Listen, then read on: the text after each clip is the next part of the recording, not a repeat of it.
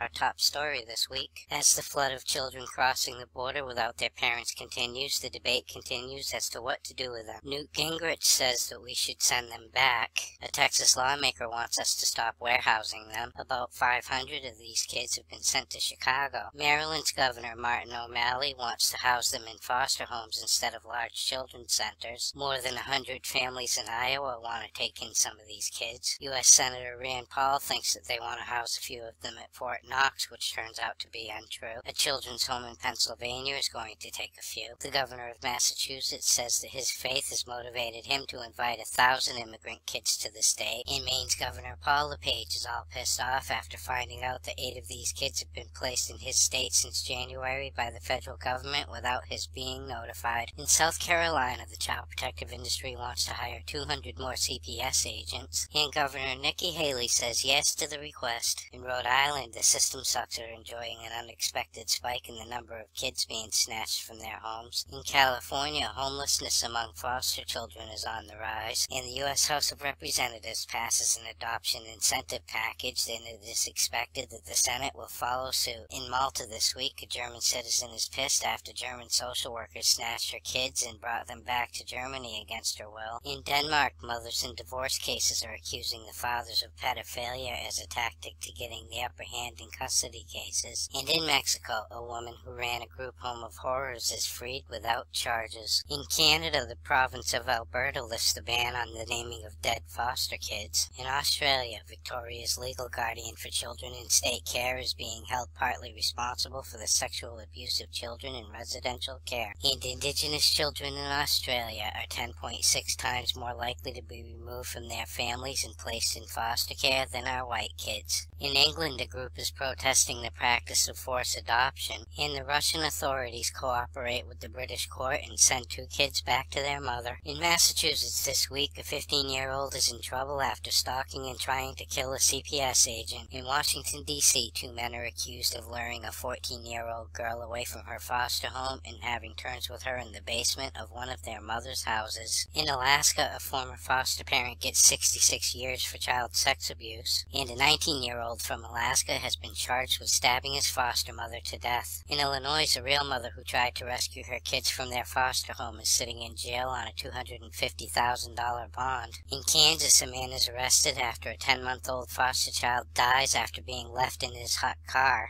The guy's own mother is trying to describe him as a model dad. Now he wants to die too. In Ohio, the bond is increased for a former foster kid who conspired with the foster father to kill the foster mother. In South Carolina, a man is accused of exposing himself to his foster brother. In Florida, a black foster mother loses her right to regain custody of a white child. And in Michigan, a judge rules that a mother has a right to protect her daughter from forced drugging. In South Carolina, an alleged CPS agent who was looking for a baby stalls a guy while his house was being robbed. In Texas, a 2-month-old girl dies at a foster home after the foster mother leaves her with several other adults. In New York, a mother sues the child protective industry and a foster parent after the death of her 2-year-old son. A New York State appeals court rules that a Long Island dad used reasonable force when spanking his son. And finally, tonight, police in Niagara Falls, New York shut down a city street after a teenager refuses to go with CPS agents and barricades himself inside his home. For these stories and all the latest dirt on the child protective industry, visit www.legallykidnapped.com. And until next week, this is Baby LK.